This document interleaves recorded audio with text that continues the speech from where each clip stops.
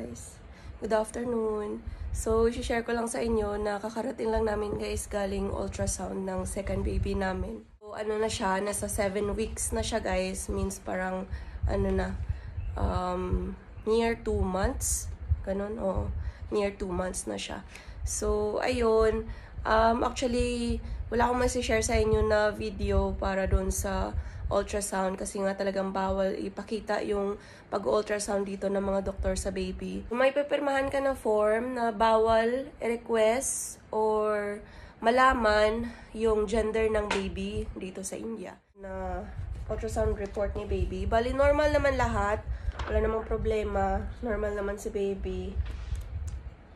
Ayun. Ang bilis ng panahon. Magdadalawa na yung baby namin. So, ayan siya guys, oh. Normal pregnancy with CRL of 7 weeks and 6 days. Ayan. So, may nakasulat siya dyan.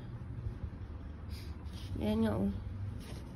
Declare that while conducting the ultrasonography of the patient, I have neither detected the disclosed sex of her fetus to any body in any manner. So, ayan.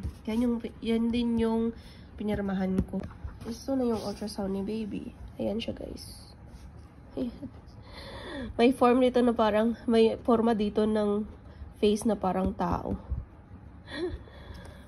Ayan. So, ayan. Ayan yung ultrasound namin. Naguhulaan na naman kami dito kung ano yung gender ng baby.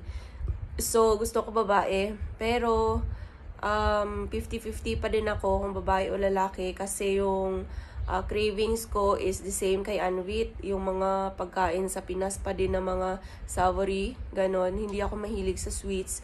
Mahilig ako sa mga ulam, guys. Kaya nakikita nyo lagi sa, sa video ko. Puro lahat ulam. Yung makikita nyo dun, guys. Yung mga vlog ko is puro lahat ulam. So, yun din yung cravings ko noon kay Anvit.